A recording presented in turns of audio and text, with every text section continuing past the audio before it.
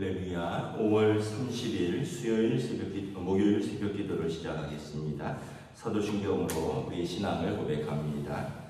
나는 전능하신 아버지 하나님 천지의 창조주를 믿습니다. 나는 그의 유일하신 아들 우리 주 예수 그리스도를 믿습니다. 그는 성령으로 잉태되어 동정녀 마리아에게서 나시고 본디오 빌라도에게 고난을 받아 십자가에 못 박혀 죽으시고 장사된 뒤 사흘 만에 죽은 자 가운데서 다시 살아나셨으며 하늘에 오르시어 전능하신 아버지 하나님 우편에 앉아 계시다가 거기로부터 살아있는 자와 죽은 자를 심판하러 오십니다. 나는 성령을 믿으며 거룩한 공교회와 성도의 교제와 죄를 용서받는 것과 몸의 부활과 영생을 믿습니다. 아멘. 찬송가 531장 찬양하시겠습니다. 찬송가 531장입니다.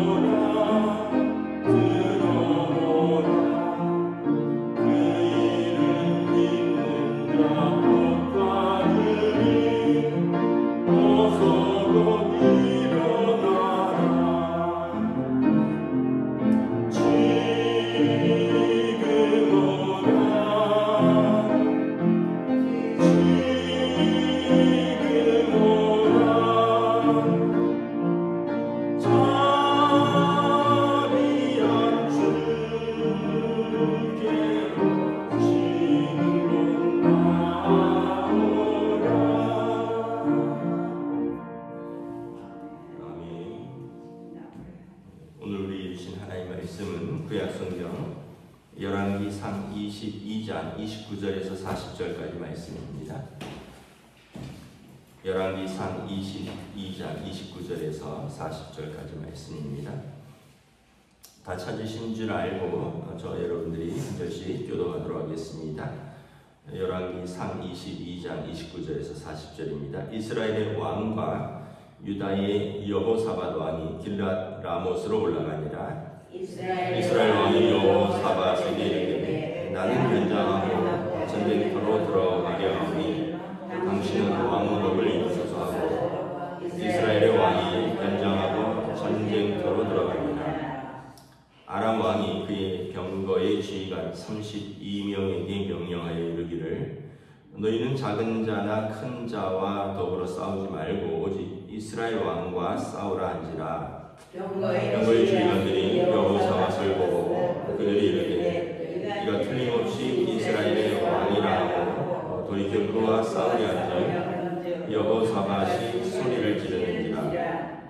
병거의 지휘관들이 그가 이스라엘의 왕이 아님을 보고 쫓기를 그치고 돌이켰더라. 한 사람이 무심포화를 당겨 이스라엘 왕의 갑옷 솔기를 마친지라. 왕이 그 병기 무는 자에게 이르되 내가 부상하였으니 내 손을 돌려 내가 전쟁터에서 나가게 하라 하였으나 이날에 전쟁이 맹렬하였으므로 왕이 병거 가운데서 붙들려 서서 아람 사람을 막다가 저녁에 이르러 죽었는데 상처에 피가 흘러 병거 바닥에 보였더라. 해가 진녘에 진중에서 외치는 소리가 있어 이르되 각기 성읍으로 또는 각기 본향으로 가라 하더라. 왕이 이미 죽음에 그의 시체를 메어 사마리아에 이르러 왕을 사마리아에 장사하니라. 그 병거를 사마리아 못에서 씻음에 그들이 그의 피를 핥았으니 여호와께서 하신 말씀과 같이 되었더라. 거기는 창기들이 목욕하는 곳이었더라. 아합의 남은 행적과 그가 행한 모든 일과 그가 건축한 상하군과 그가 건축한 모든 성읍은 이스라엘 왕 역대 지략에 기록되지 아니하였느냐. 아합이 그의 조상들과 함께 자매 그의 아들 아하시아가 대신하여 왕이 되니라. 아멘. 할렐루야. 예, 오늘도 새날을 주셨습니다. 하나님께서 은혜와 평강으로 함께 해주시기를 축복합니다. 이제 그 유다의 여호사밧 왕과 북이스라엘의 아합 왕이 연합해서 길랏 라못을 이제 찾기 위해서 아람과 전쟁을 벌이죠. 하나님의 선지자 미아가가 이 전쟁은 하나님의 뜻이 아니다. 이 전쟁에서 싸우면 당신은 분명히 죽을 것이다. 백성들이 흩어질 것이다. 라고 예언을 했고 오늘 아합 왕은 이제 싸우러는 나가는데 아마 이 미아가의 이 예언이 불길하여서 그런지 이제 자기를 보호하려고 29절 30절에 보면 여호사밧 왕에게 당신은 왕이니까 왕복을 입고 싸우라. 나는 변장하고 그냥 한 병사처럼 싸우겠노라. 이렇게 말하고 전쟁터에 나아갑니다. 아마도 그 미아가의 예언이 이제 불길해서 그런 것이겠죠. 31절에 보면 이제 아람 왕이 이렇게 말합니다. 싸울 때 지휘관만 지도자만 죽으면 이제 그 전쟁은 흩어지게 되어 있으니 이스라엘 왕하고만 싸우라. 그래서 작은 자나 큰 자와 더불어 싸우지 말고 오직 이스라엘 왕과 싸우라. 그래서 이스라엘 왕의 병거를 집중적으로 공격하라는 거죠. 그래서 이제 보니까 왕의 병거와 왕복을 입은 사람이 눈에 띄니까 그 사람을 공격하고 그 사람하고 싸우는데 사실은 이스라엘 아합 왕이 아니라 여호사밧 왕이죠. 그래서 여호사밧 왕이 이제 소리를 지르면서 도망을 가는데 이미 과거에 2번에 걸쳐서 아람과 이스라엘 사이에 전쟁이 있었기 때문에 아합 왕을 알고 있었던 이제 군인들이 여호사밧이 아니다라는 것을 알고는 이제 아합이 아니라는 것을 알고는 여호사밧 쫓기를 그칩니다. 그리고 34절에 보면 뭐 수많은 화살들이 날아다니겠죠. 전쟁이니까. 그 중에 한 화살이 우연히 수많은 군사들 가운데 섞여 있는 아합 왕의 갑옷으로 날아들었고, 그리고 그것이 갑옷 사이에 살을 뚫게 되고 이제 부상을 입게 됩니다. 35절에 보면 이제 부상을 입었으니까 빨리 빠져나가서 치료를 받아야 되는데, 이날 전쟁이 맹렬함으로 왕의 병거가 이제 그 가운데서 빠져나오지 못하고 붙들려 있었다는 거죠. 뭐 우리도 그렇잖아요. 뭐 바쁜데 차가 꽉 막혀서 움직일 수 없는 것처럼 전쟁이 맹렬하니까 왕의 전차가 뭐 뒤로도 앞으로도 빠지지 못하고 그 가운데 붙들려 있다가 저녁까지 이르니까 아마 과다출혈로 상처에 피가 흘러 이제 죽었습니다. 그리고 그 피는 그 병거에 가득히 고였겠죠. 참 아이러니하게도 왕복을 입은 여호사밧은 살았고 변장하고 백성 사이에 숨은 아합 왕은 죽게 됐죠. 그리고 이제 왕이 죽으니까 전쟁할 이유가 없어지고 이제 36절에 보면 흩어지라 해서 각기 이제 고향으로 돌아갑니다. 그리고 37절에 사람들이 왕의 시체를 사마리아에 가져가서 장사하고 병거가 피로 물들었으니까 전차니까 사마리아의 한 못에서 씻었고, 그리고 그 핏물을 개들이 핥아먹었다. 이것은 예전에 아합과 이세벨에 대한 하나님의 심판의 저주의 예언이 그대로 이제 실행되는 것을 볼 수가 있습니다. 그래서 아합이 죽고 그의 아들 아하시아가 왕이 되었다라는 것입니다. 우리가 이걸 보면서 우리가 사람이 마음으로 계획할지라도 이루시는 이는 하나님이시다. 이 말씀이 잠언의 말씀입니다. 아합 왕이 계획한 것은 전쟁에서 이기고 그리고 길랏 라못을 되찾는 것이었습니다. 그러기 위해서 자기가 살려고 변장을 했는데 아합 왕의 계획대로 된 것이 없죠. 그는 죽었고 오히려 하나님의 심판의 예언이 성취되었고 비참하게 죽었습니다. 고통스럽게 죽었겠죠. 화살을 맞고 빠져나가지 못하고 과다출혈로 죽었을 테니까. 그리고 그의 이것은 그냥 단순히 이 전쟁의 결과가 아니라 그의 우상 숭배와 그의 악행과 그의 삶에 대한 하나님의 심판이었다는 것입니다. 그래서 우리는 어떤 면에서 보면 늘 하나님의 뜻에 순종하는 삶을 살아야지 내 계획대로 사는 것이 선하지도 않고 또 내 계획대로 되지도 않는다는 것을 다시 한번 깨닫습니다. 우리가 마음으로 계획할지라도 이루시는 이는 하나님이시라. 저나 여러분이나 계획대로 안 됐기 때문에 이 자리에 있는 거겠죠. 계획대로 다 잘 됐으면 우리가 왜 기도하겠습니까? 계획대로 다 잘 됐으면 맨날 골프 치러 다니고요, 맨날 어디 해외여행 다니고, 맨날 뭐 하러 이렇게 쇼핑이나 하고 술이나 먹고 뭐 운동이나 하고 뭐 이러면서 살겠죠. 계획대로 안 되니까 우리가 겸손해지고, 우리가 계획대로 안 되니까 기도의 자리에 나오고, 계획대로 안 되니까 하나님을 앞에서 무릎 꿇는 것이죠. 그러니까 우리가 어떤 면에서 보면 계획대로 안 된 것이 우리에게 때로는 유익이기도 합니다.